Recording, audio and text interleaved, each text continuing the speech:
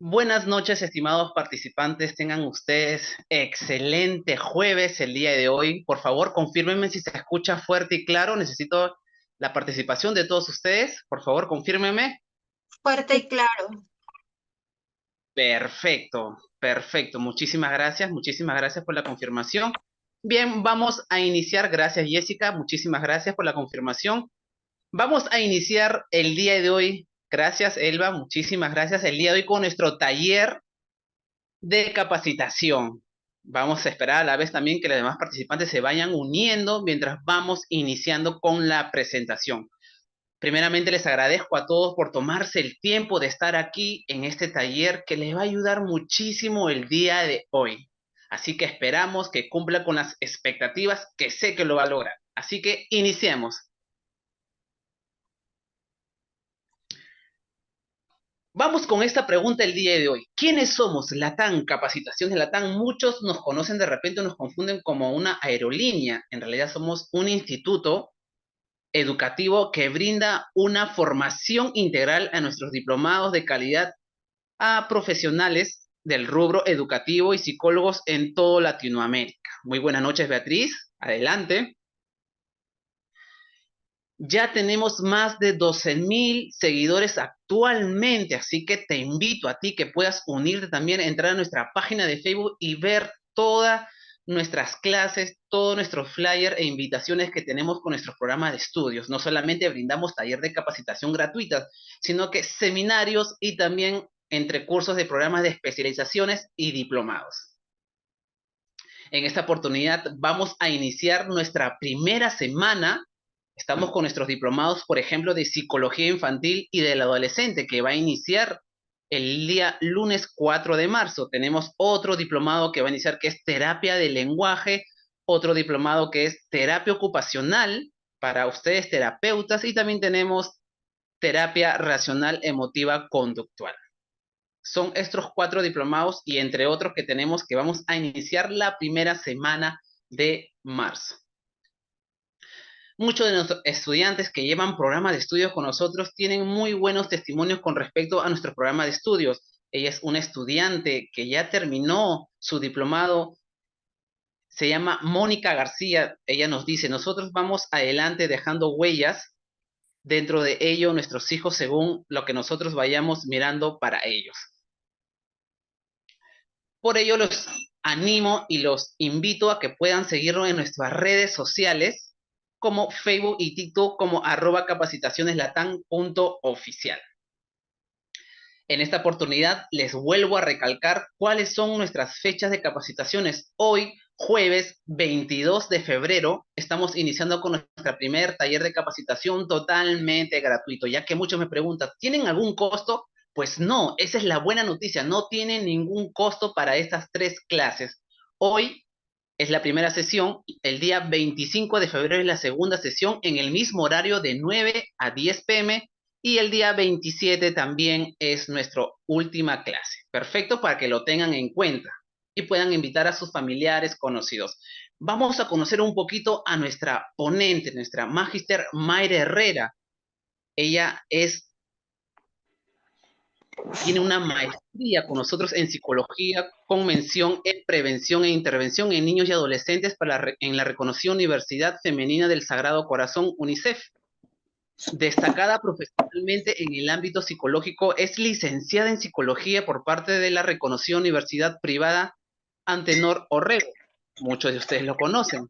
También ha llevado una segunda especialidad como profesional en intervención temprana en niños y sin necesidades educativas especiales en la reconocida Universidad Nacional Mayor de San Marcos, una reconocida super universidad. También ha llevado un diplomado avanzado en trastorno del desarrollo del lenguaje en el Centro Peruano de Audición, Lenguaje y Aprendizaje. También ha llevado otro diplomado en trastorno de espectro autista en niños en EUS Perú, quiere decir con niños TEA. También tiene otro diplomado en psicoterapia Gestalt en el Instituto Superior de Psiconaut. También ha llevado otro diplomado más en neuropedagogía con infantil en Politécnico de Sudamericana en Colombia, y vemos todo el perfil de nuestra ponente el día de hoy, que está espectacular.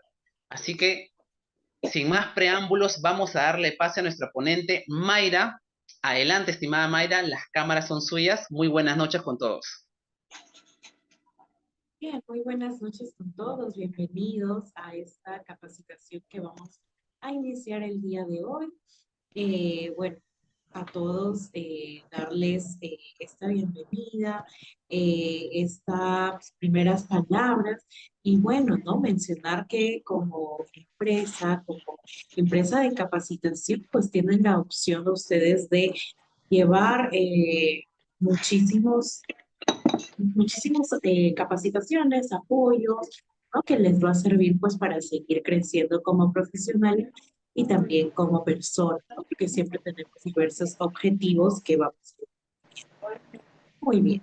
Entonces, bienvenidos nuevamente.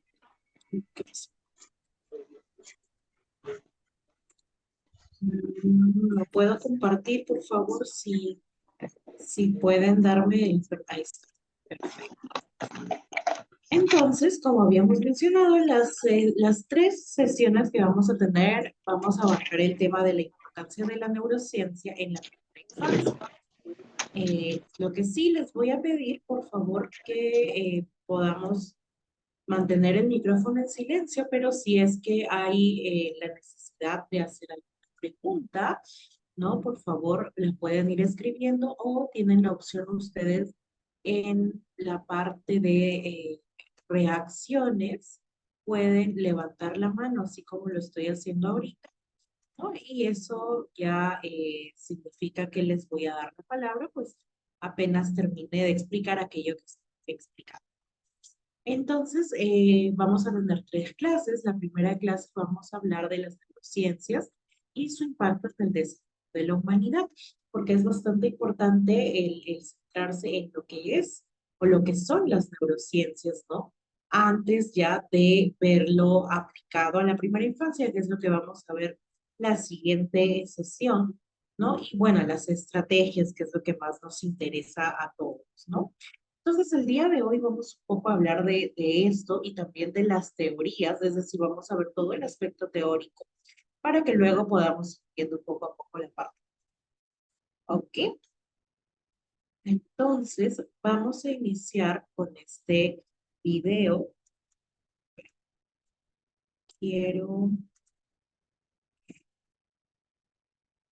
A ver, por favor, quiero que me confirmen si se escucha.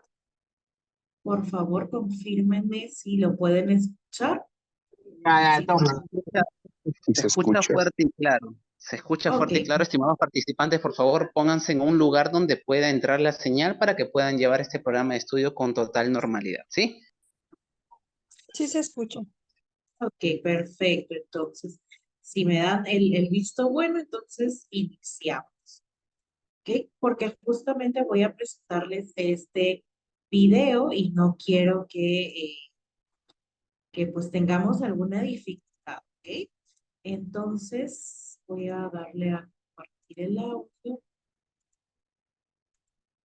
Bien, y vamos a iniciar. Este es ¿qué es la neuroeducación? Que básicamente es lo que esperamos responder a través de estas capacitaciones y a través de los diplomados que justamente también se llevan aquí con la TAM en cuanto a educación, neuropedagogía. Así que vamos a ver este video. Voy a dejar de compartir la cámara unos minutitos para que el internet fluya mejor y vamos bien. En no mucho, intentar enseñar sin conocer cómo funciona el cerebro será algo así como intentar diseñar un guante sin nunca antes haber visto una mano.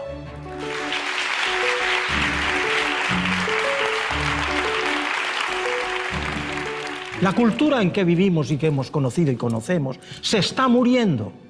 Está naciendo una nueva cultura, la cultura neuro, que significa el darnos cuenta que el ser humano, lo que es el ser humano, lo que siente, lo que cree, lo que piensa, lo que hace, y en ello está evidentemente aprender y memorizar, es producto del funcionamiento del cerebro. La importancia, por tanto, de ello es trascendente, pero es tan nuevo que es discutido todavía. Hay docentes de prestigio que todavía en este momento dicen, es que no es tampoco tan necesario hablar del cerebro. Yo puedo explicar lo mismo sin apelar al cerebro. Yo digo que por lo menos la neuroeducación hay que aplicarla ya, aunque solo sea, o aunque solo fuere, para atajar, destruir lo que son, y ustedes y vosotros habéis oído hablar de ello, los mitos, neuromitos o falsas verdades. Hoy todo el mundo habla del cerebro, porque es la referencia importante, más allá de la filosofía. Es lo que nos aporta datos constatados. Y cuando hablamos así, hablamos de que podemos hablar de la memoria, del aprendizaje y de la memoria. Podemos hablar, insisto y lo repito, de valores y normas. Pero podemos hablar ya con fundamento de lo que significa y el valor que tiene la atención. Por ejemplo, el ejemplo más paradigmático del valor que puede tener la neuroeducación es para habernos dado cuenta, en un tema tan debatido como es ¿cuándo comienza un niño a leer? ¿A los 3 años? Evidentemente no. El niño que, sin embargo, tarda hasta los 7 años, evidentemente no. Se estima por observación que el niño en general de un colegio a los 5 años, 6 años ya está listo para aprender a leer. Pero no todos. ¿En qué se fundamenta ahora que la neuroeducación pueda decir algo? En que sabemos que áreas fundamentales del cerebro, como es el área 23 y 44, en fin, áreas de Broad, ciertas áreas del cerebro, la corteza parietal posterior y la temporal superior, hay un área en donde la esencia de la lectura está en transformar el grafema en fonema. Si eso no ocurre, se lee muy mal o cuesta mucho. O hay que acudir a expandir los circuitos en otras áreas que cuesta sangre, que quiere decir castigo, quiere decir desazón, quiere decir malestar del niño al aprender. Y aprender algo, si hay que aprenderlo bien, hay que hacerlo con alegría. ¿Qué es cuando se aprende? Es cuando te da gusto. Eso se logra en la lectura a partir de los 6-7 años. ¿Por qué? Porque esas áreas ya sabemos ahora que han terminado de formarse los circuitos sinápticos y además aislar los axones con mielina para que la información vaya con nitidez. Enseña a un niño de 7 años a leer y te lo hace en 3 semanas. Frente al niño que sí tiene y no está preparado porque tiene inmaduras esas áreas a los 4, no solo hay que castigarlo, es que hay que atacarlo en el sentido de venga que no tal. Y esto ha presentado siempre problemas muy grandes. ¿Por qué el niño de 4 o 5 años de mi vecina sí ha aprendido a leer y en mi mismo colegio el mío no? ¿Es que el mío es más tonto o es que el maestro es tonto?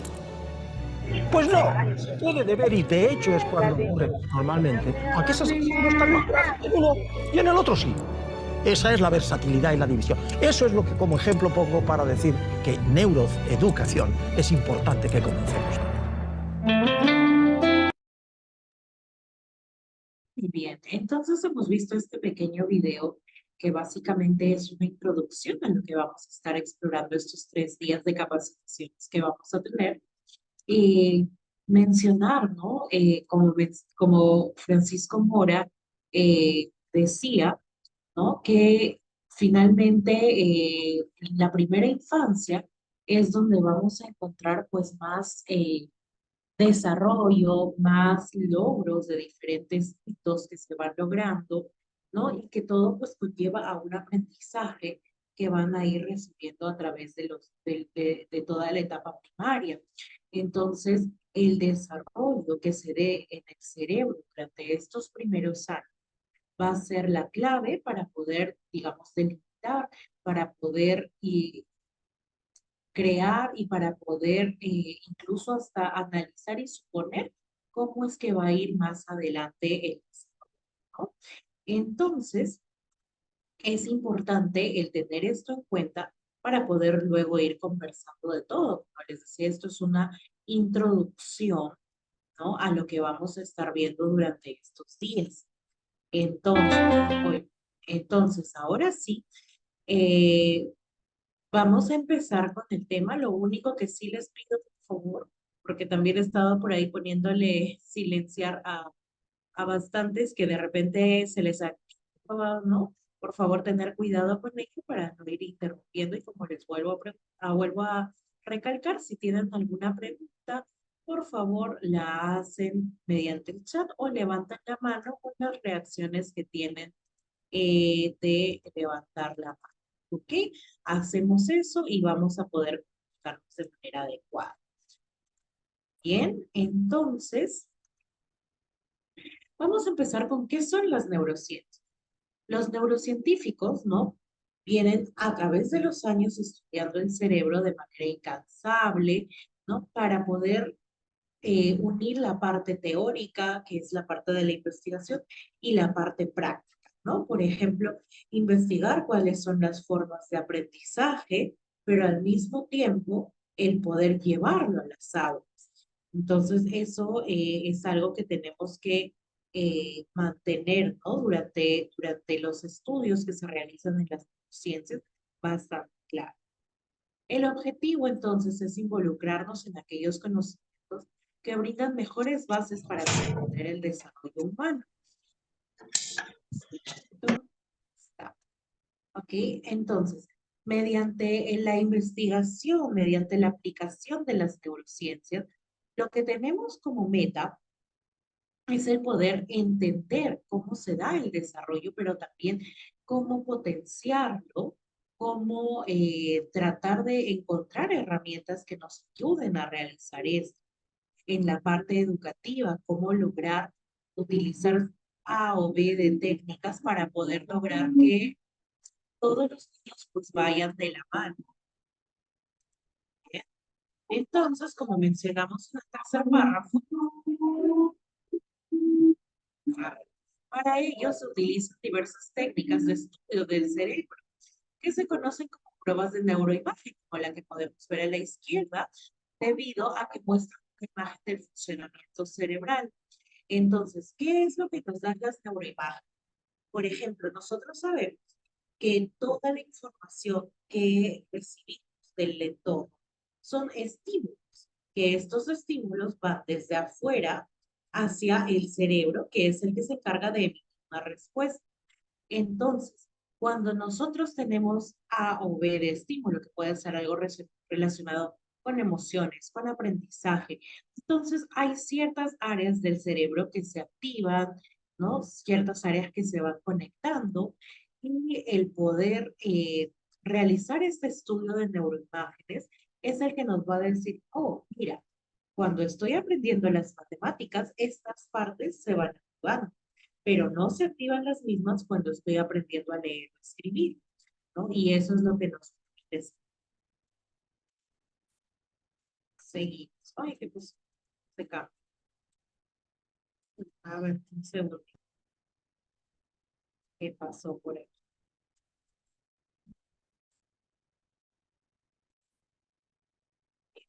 Voy a abrirlo nuevamente, no sé qué pasó, se cerró. Un segundito, ahora estamos continuando. Bien.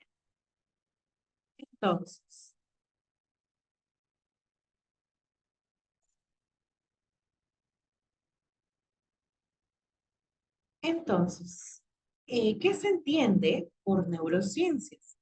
Desde hace miles de años el ser humano se ha esforzado por conocer la esencia de sí mismo.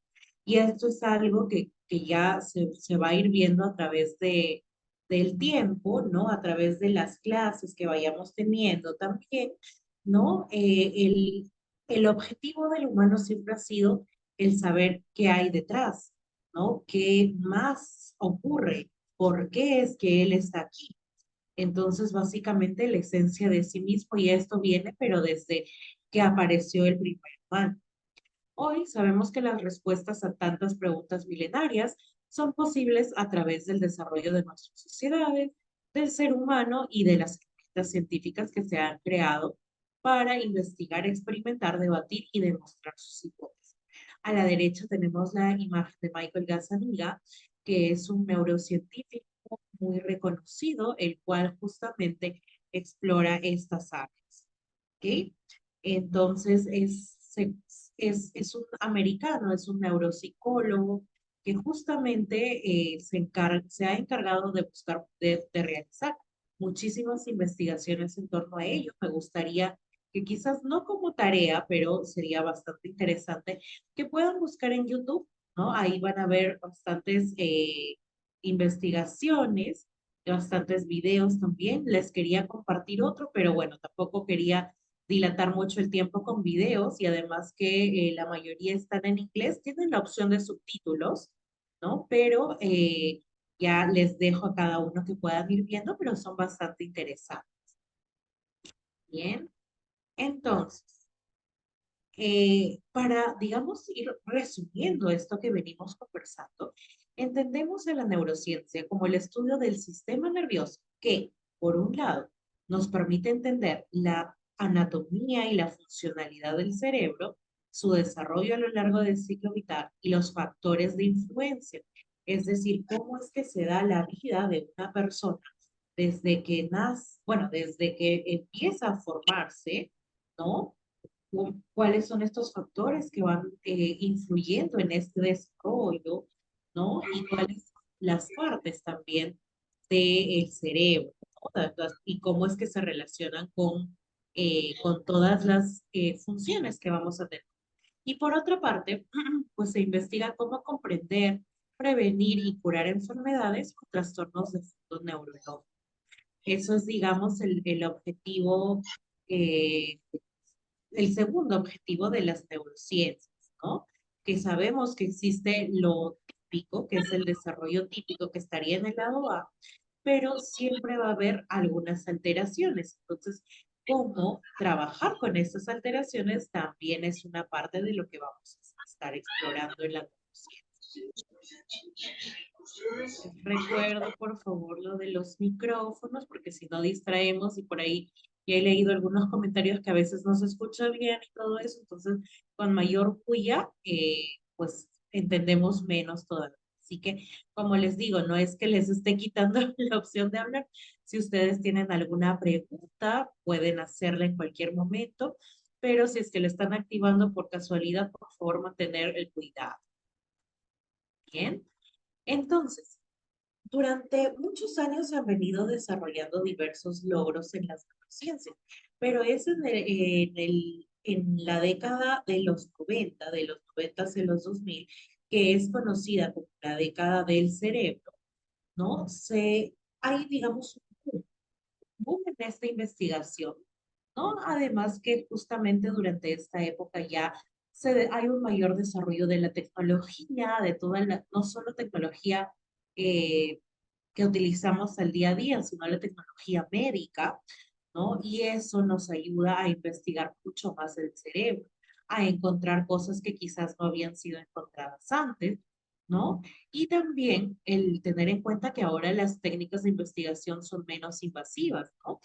Antes, pues, ¿qué es lo que pasaba? Y por ahí, cuando llevemos el diplomado, también es algo que vamos a ir investigando, ¿no? Antes, pues, teníamos que esperar a que una persona, pues, fallezca para ver qué es lo que pasaba en el cerebro, para ver qué es lo que había causado que esta persona fallezca. Actualmente existen muchas técnicas, muchas, muchos exámenes que nos van a permitir conocerlo sin tener que llegar a esas consecuencias, ¿no? Bien. Por favor, los micrófonos. Bien, entonces, eso también ha ayudado a que se puedan develar los misterios del cerebro humano, ¿no? Antes quizás teníamos estas preguntas de ¿por qué pasa esto? ¿Cómo se da esto? Y es en la década del cerebro, ¿no? Donde se van encontrando muchas cosas adicionales. El gran marco referencial para estos descubrimientos, pues, es la década de los 90, lo que les comentaba, denominada la década del cerebro. Entonces, durante esta década inicia la era del estudio interdisciplinario sistemático para revelar el funcionamiento del cerebro, que quiere decir que no solamente eran pues científicos, sino también psicólogos, neuropsicólogos, médicos, biólogos, o sea, un enfoque interdisciplinario, donde cada área de la investigación brindaba su punto de vista sobre estos estudios del funcionamiento del cerebro. Entonces, como mencionaba, expertos de anatomía, neurofisiología, química, informática, psicología, biología molecular, entre otras, estudian el sistema nervioso y el cerebro a fin de unificar criterios y provocar la consolidación de la neurociencia. Es así que se empieza a asumir el compromiso de invertir en la investigación neurocientífica, ¿no? Y es aquí que, digamos, dan luz verde a estas investigaciones para poder avanzar mucho más en estos estudios. ¿Okay? Entonces, hay dos propuestas básicas de investigación. ¿Sí? Bien. Primero, como mencionábamos, ver cómo el cerebro se organiza anatómica y funcionalmente, pero también, ¿no? Es decir, todo lo típico, el desarrollo típico que tiene el cerebro, tanto desarrollo físico, biológico, como el de las funciones que van a tener, ¿no? Pero también los misterios implicados en el proceso de desarrollo, las enfermedades que atacan, prevención y posible cura, ¿no? Es decir, la parte atípica, ¿no? La parte atípica donde interviene alguna alteración, ¿no? Y obviamente ya en la parte de la pedagogía, la relación que todo esto tiene con el aprendizaje, la conducta, el entorno y otras variables. Entonces, para ir cerrando un poco esta parte, ¿qué viene a ser la neuropedagogía? Es una disciplina naciente entre los campos colectivos de neurociencia, psicología, ciencias cognitivas y educación. Y se crea o bueno, va creando una mejor comprensión de cómo es que cada persona aprende y cómo esta información puede utilizarse para crear métodos de enseñanza más efectivos, planes de estudio y políticas educativas.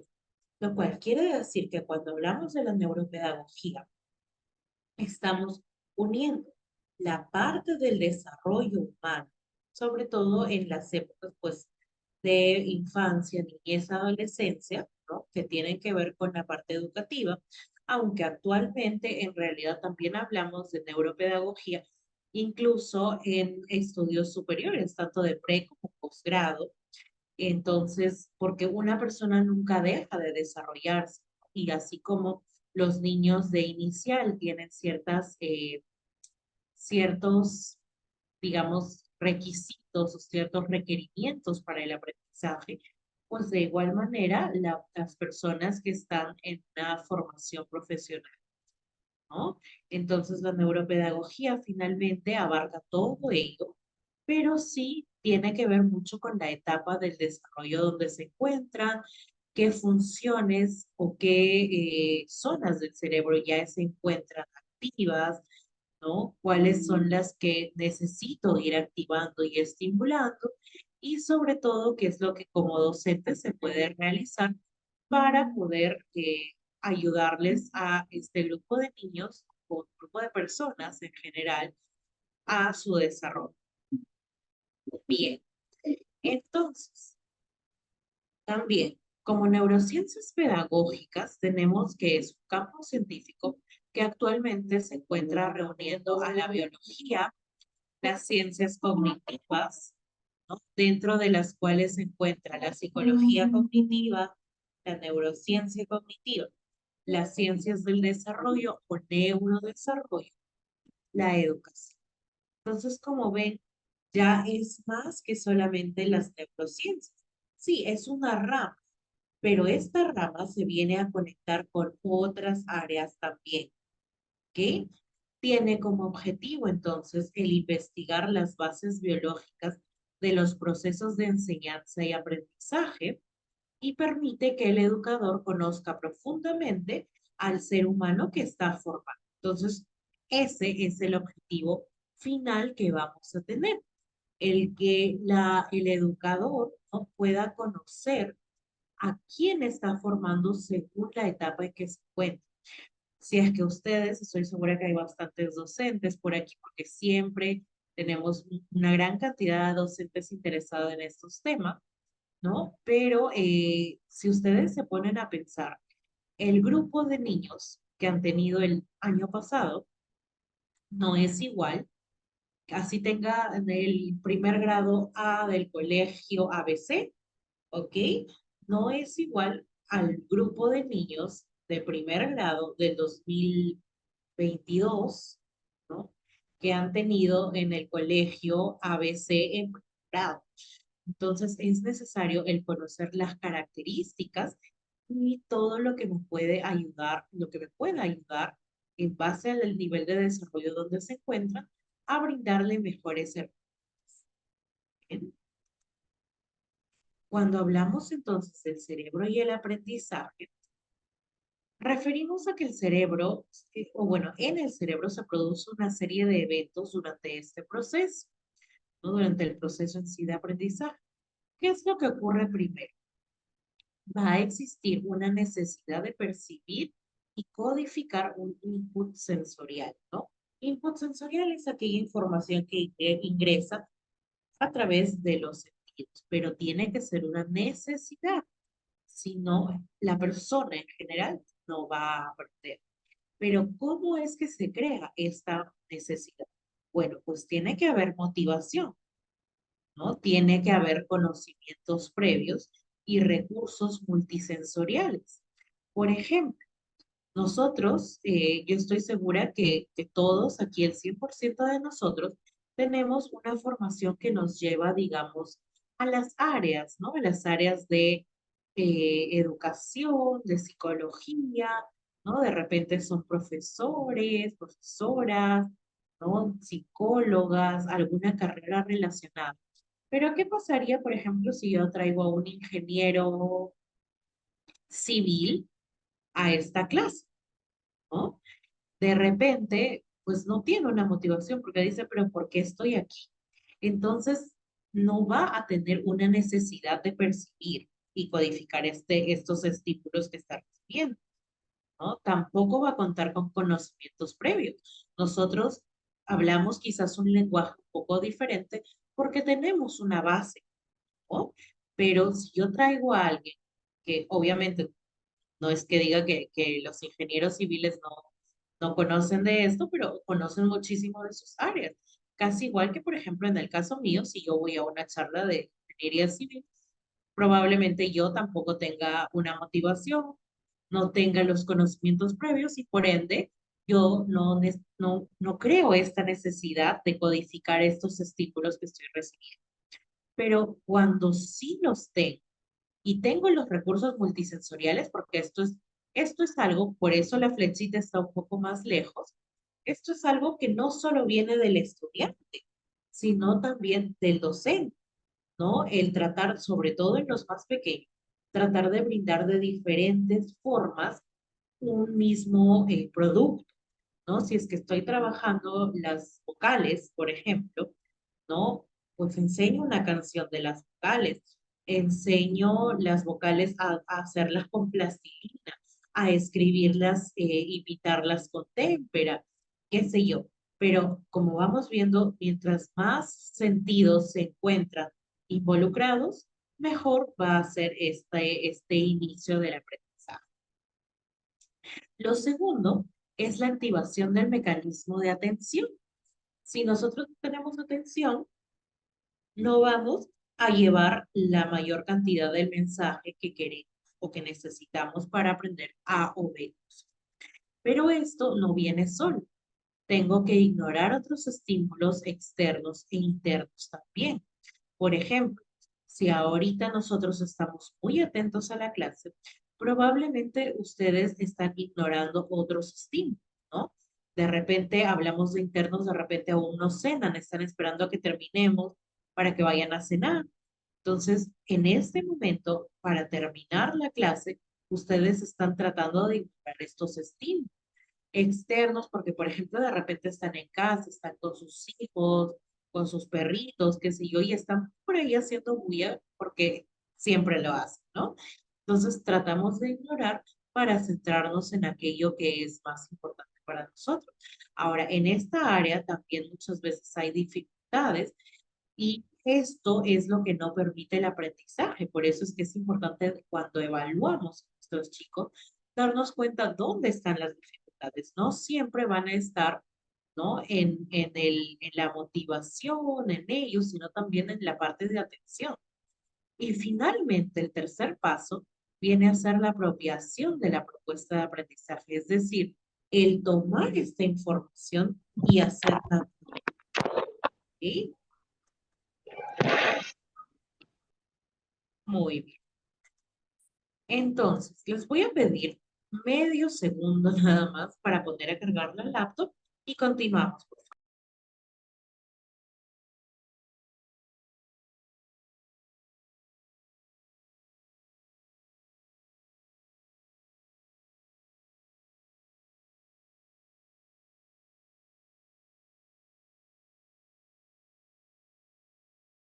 Bien, rapidito nada más. Entonces, seguimos hablando del aprendizaje, ¿no? Ahora, una vez que este aprendizaje ya está, bueno, estos estímulos del exterior ya están siendo integrados hacia nosotros, pues involucramos a todo el cuerpo y al cerebro. El cerebro en este aprendizaje, en este proceso, actúa como una estación receptora de los estímulos. Es aquel que se encarga de procesar la información y emitir respuestas motoras y consolidar capacidad, ¿no? Es decir, toda esta información, como les mencionaba desde un inicio, viaja al cerebro y es de aquí donde puede partir a diversas zonas, por eso es una estación, ¿no? Puede emitir una respuesta motora, puede mandar ciertas partes de esta información hacia la memoria a largo plazo, ¿no? Puede pasarlo hacia la memoria a corto plazo también, y todo ello según lo que se necesite, ¿no? Frente a lo que estamos aprendiendo.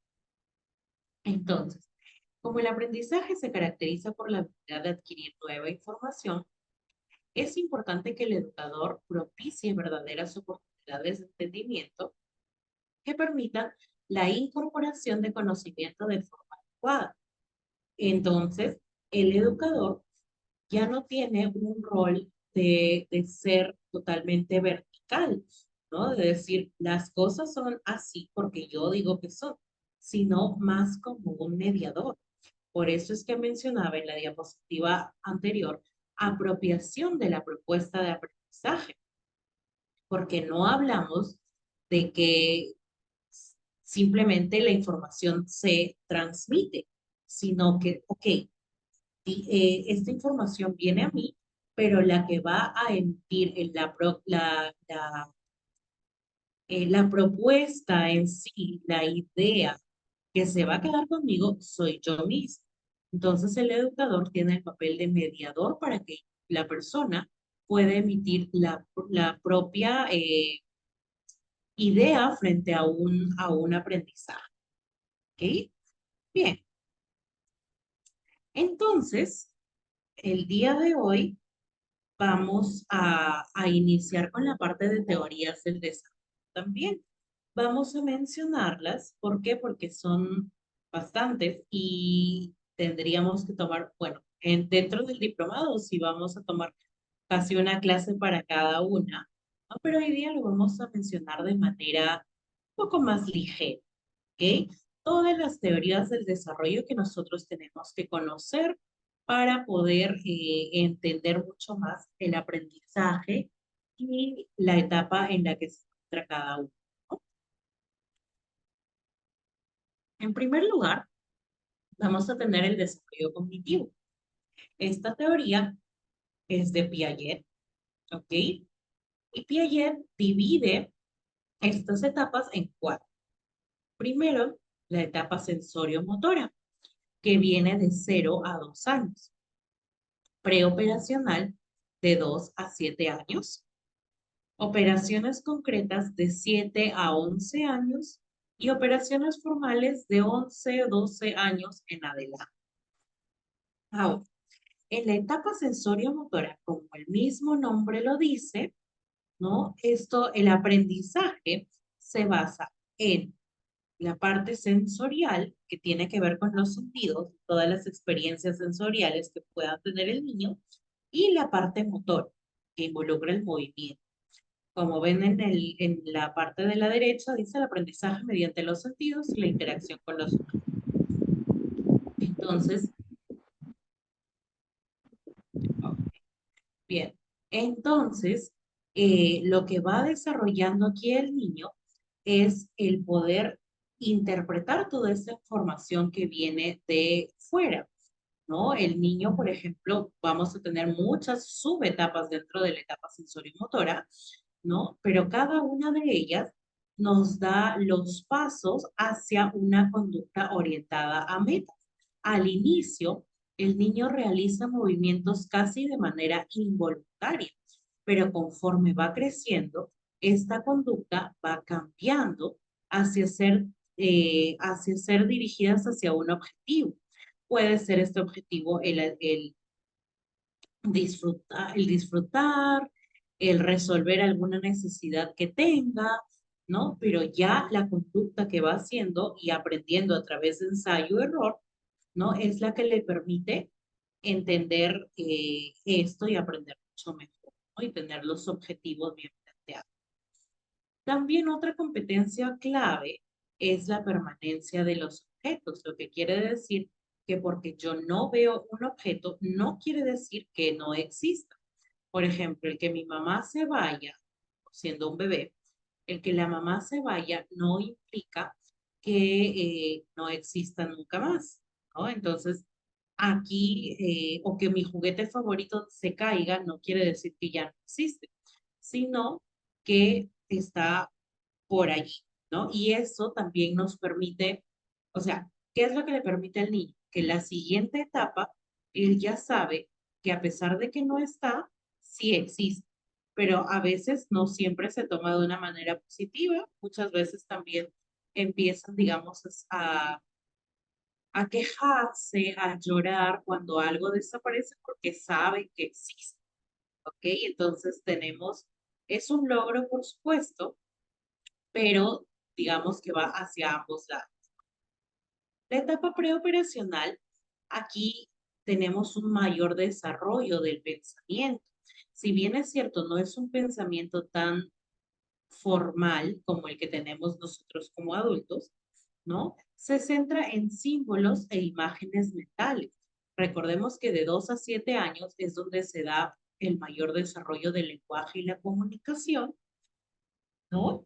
Y entonces, esto es lo que ya viene a presentarse como pensamiento. Es decir, para resumir la etapa preoperación, aparece el lenguaje, aparece el pensamiento. Siempre van a ir de la mano, ¿ok? Y también se empiezan a conocer los conceptos numéricos básicos, es decir, los números, el sentido del conteo, ¿no? El sentido de cantidad también, ¿no? Cuando hablamos de muchos pocos. Luego tenemos la parte o la etapa de operaciones concretas, que se da sobre todo en la etapa primaria, como vemos de 7 a 11 años. Y aquí pues ya el niño, como su mismo nombre lo dice, ya tiene un pensamiento operacional, ¿no? Es un pensamiento operacional y aquí se realizan muchos más logros. Es decir, yo le puedo dar muchos elementos y los niños empiezan a ubicar ciertas características que puedan tener en común, sean palabras, personas o objetos, ideas, ideas en general, ¿no? Y existen los principios de seriación, ¿no? De realizar una serie de ellos, clasificación y conservación. El pensamiento se limita a fenómenos y objetos reales. Es un poco complicado para los niños en esta etapa el poder pensar en cosas que pues pueden ser inexistentes o improbables, lo cual sí aparece en la parte de operaciones formales. Aquí ya el adolescente, el adulto, obtiene un sistema de pensamiento abstracto en base de lógica y razonamiento. hablamos ya de un pensamiento más científico, ¿no? Inductivo, deductivo, y la forma en la que va a ir resolviendo problemas, porque básicamente eso es lo que me dice el desarrollo cognitivo, cómo voy a resolver los problemas, ¿no? Entonces el adulto o el adolescente resuelve los problemas de una manera pues más lógica, ¿no? No siempre, y eso es lo que también ocurre a través del desarrollo de la creatividad, no siempre va a ser de una manera A, sino puedo conseguir incluso formas que hasta podrían decir que son improbables, pero que tienen un porcentaje de que pueda tener éxito, entonces lo van a realizar.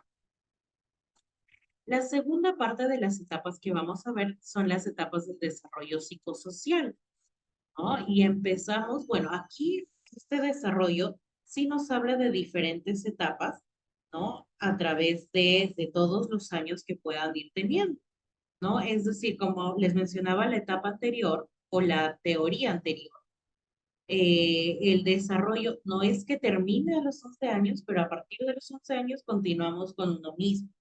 En esta etapa ya no, ¿no? Aquí lo que tenemos es 7 etapas, bueno, 8 etapas, perdón, 8 etapas que van a tener diferentes logros, ¿no? Como ustedes pueden ver, cada etapa tiene 2 nombres, porque eso es lo que van a lograr. Si es que se logra de manera correcta, va a tener el nombre de la izquierda o el primero. Y si es que hay dificultades durante esta etapa, vamos a generar el desarrollo de la conducta o la actitud de la parte derecha o la segunda palabra. Por ejemplo, cuando hablamos de la confianza versus desconfianza, ¿no? Que va de 0 a 18 meses, ¿no? Esta se va a ir generando a raíz de cómo es la respuesta atencional y afectiva, ¿no? Que se genera por la presencia de los cuidadores, o de los cuidados de los padres. Si es que este niño pues, crece o se cría en un ambiente donde sus necesidades son respondidas de manera adecuada, donde la respuesta emocional es casi instantánea, entonces el niño va a crecer con una idea de confianza. Pero si no es así, se cría, o es decir, de ahí en adelante va a tener pues ciertas dificultades para generar esta confianza, ¿no? Igual de, por ejemplo, la etapa de autonomía versus vergüenza y duda. 2 a 3 años. Justamente en esta etapa es donde el niño empieza a desarrollar un poco más las habilidades que le van a permitir la autonomía. Deja el pañal normalmente, camina solo, ya se mueve de manera independiente, ¿no? Puede hablar un poco más, puede comunicarse, entonces es más autónomo.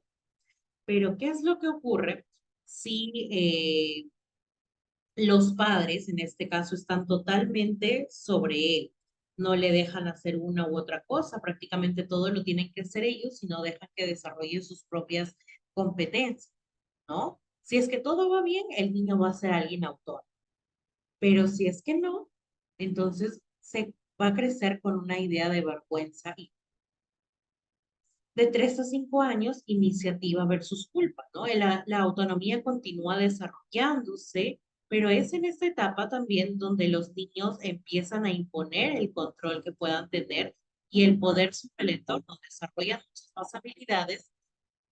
Esto es lo que les permite tener iniciativa o culpa si es que no se le permite tener la iniciativa dentro del entorno.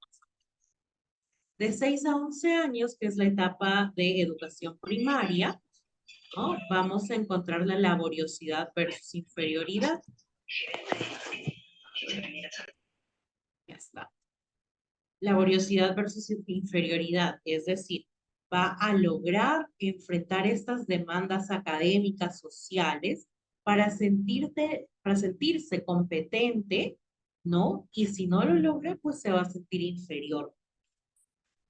De 12 a 18 años, que es justamente la etapa de la adolescencia, Identidad versus confusión de roles. Sabemos que la identidad es una gran parte que se desarrolla en la adolescencia, ¿no? Aparte de la exploración personal y la influencia del entorno, ¿no? Entonces, aquí hay siempre va a haber una duda en cuanto a las creencias, a las ideas, al futuro, ¿no? Pero si todo va de la mano del entorno y apoyan correctamente, entonces va a tener un sentido de identidad adecuado.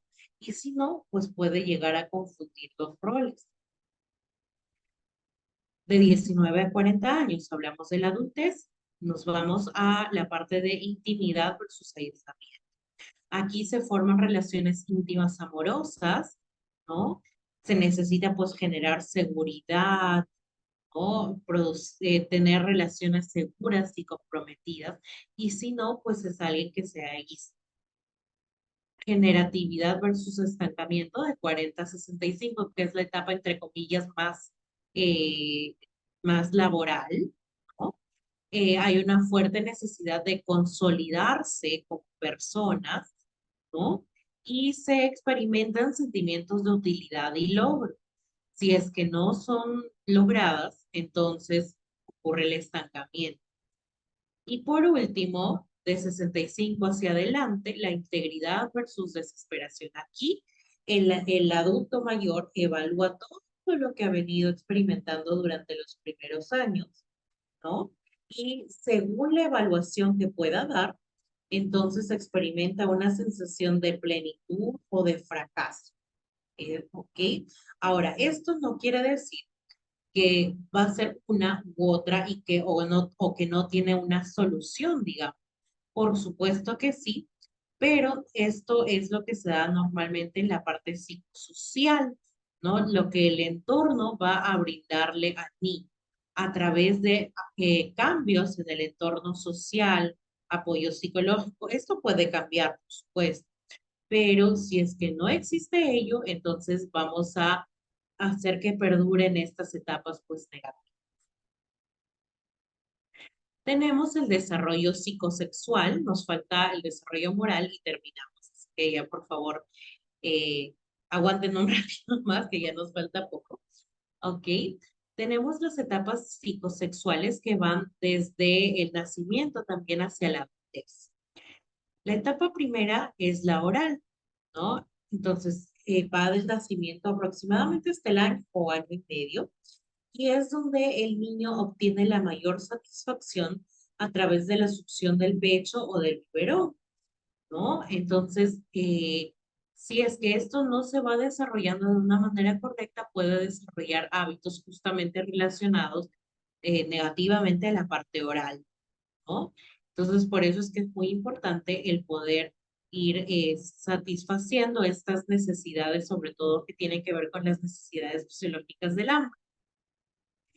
A partir del año a año y medio, hacia los 3 años, hablamos de la etapa psicosexual anal, ¿no? Aquí se relaciona con el control del esfínter, ¿no? Justamente es cuando el niño empieza a desarrollar esta independencia o esta autonomía para el baño, básicamente, ¿no? Y si es que no llegaste a satisfacer, normalmente se relaciona con algunas compulsiones, ¿no? No siempre con la limpieza, pero también, por ejemplo, o sea, eso es la gran mayoría, pero con el orden, ¿no? Con el mantener todo de una manera tal cual yo lo necesito, ¿no? La etapa fálica de 3 a 6 años se relaciona con la manipulación de los genitales, pero no de una manera sexual, sino de una manera exploratoria. Aquí es donde aparece lo que se conoce como complejo de Edipo o de Electra, ¿no? Y es cuando el niño eh, se centra mucho más en la figura materna y la niña en la figura paterna, ¿no? Entonces adoptan estas características del mismo padre como para pasar mucho más tiempo con el padre del sexo contrario, ¿no? En la etapa de latencia, aquí pues desaparecen los impulsos sexuales, El super yo, que tiene que ver mucho con el desarrollo moral, se desarrolla más y aparecen los valores sociales, ¿no? Que es justo lo que les iba a mencionar. Finalmente, la etapa genital es de la adolescencia a la adultez. Empiezan con los cambios biológicos de la pubertad, reaparecen los impulsos sexuales y pues lo que se espera es tener una sexualidad íntegra para que en la parte adulta pueda tener una sexualidad madura y adecuada. Por último, en el desarrollo moral, nos vamos a tener diferentes etapas. Primero, obediencia o castigo. Esto se da hacia los 9 años, cuando el niño va aprendiendo que hay reglas que seguir tanto en la escuela como en casa, ¿no? Y aprende lo que es la obediencia y el castigo. El individualismo e intercambio también, ¿no? El trabajar para llevarme yo todo, digamos, o el intercambio y el logro social también. Luego, la etapa 3 es las relaciones interpersonales, donde desarrollan mucho más estas habilidades sociales, ¿no? Y también la etapa 4 de orden social, ¿no? De 10 años hacia la adolescencia tardía. Finalmente, ya para la parte casi de la adultez, tenemos el contrato social, que es la forma en la que nos van a ver los demás, y los principios universales. ¿Ok? Entonces, hasta aquí, no sé si hay alguna pregunta de parte de ustedes. Y si no, pues muchas gracias. Y le paso, le paso la palabra a Roger, que se encuentra listo para poder hablarnos un poco más de la TAM y de todas las capacitaciones que nos van a ir brindando. Muchas gracias.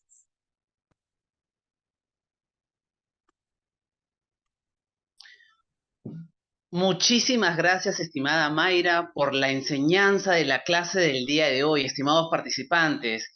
Me imagino que muchos de ustedes tendrán preguntas, dudas con respecto a la clase, con respecto al certificado, con respecto también a cualquier detalle que ha sido con respecto a la clase del día de hoy, ¿correcto? Bien, teniendo en cuenta que hoy, jueves, hemos tenido nuestra primera sesión, estamos encontrándonos nuevamente en nuestra segunda clase el día domingo en el mismo horario. Así que les pido por favor que hagan el mayor esfuerzo el día domingo para que separen un tiempito y podamos tener todos juntos nuestra segunda clase gratuita. Perfecto. Para todas aquellas personas que me están preguntando, joven Roger, deseo adquirir mi certificado, joven Roger, quiero pagar. Listo, estimados participantes, de manera interna o a través del grupo, me escriben para yo poder brindarles toda la información correspondiente. Así que no lo dudes más, te espero en el grupo y nos encontramos en la siguiente clase. Perfecto. Eso es todo por hoy, estimada Mayra. Muchísimas gracias por la enseñanza. Nos vemos en la siguiente Gracias a clase. ustedes. Hasta luego. Con respecto Gracias, gracias, gracias. los participantes, se los voy a compartir el día de mañana para que también puedan tener el PDF a la mano. Perfecto, y así los puede ayudar también a cada uno de ustedes. Nos vemos hasta Gracias. el domingo. Hasta Abrazos. mañana, hasta el domingo. Gracias. Hasta mañana. Hasta domingo. Gracias. Hasta luego. Cuídense Hasta mucho. luego. Muy interesante, señorita Mayra. Neurociencia vale para los maestros. Muy bien, gracias. Cuídense, estimada Silvia, cuídense mucho. Buenas noches, estimada Nelly. Perfecto, buenas noches, cuídense mucho. Dios los bendiga igualmente a ustedes. Muchas gracias. Hasta luego.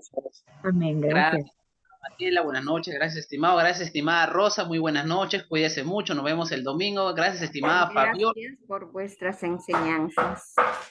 Muchísimas gracias, estimada Mariela. Muchísimas gracias a todos, a cada uno de ustedes también. Estimada Liliana, buenas noches. Gracias a ustedes por participar el día de hoy. Cuídense mucho. Gracias, estimado Consuelo, también por la participación el día de hoy. Gracias, estimada Marta. Cuídense mucho. Muy buenas noches. Estimada Ruth, hasta luego. Que tenga una excelente noche. Estimada Catherine, muy buenas noches. Cuídense mucho. Nos encontramos el día domingo. No se olviden que nos encontramos el día domingo. Perfecto. Eso es todo, estimados participantes. Cuídense mucho. Buenas noches con todos.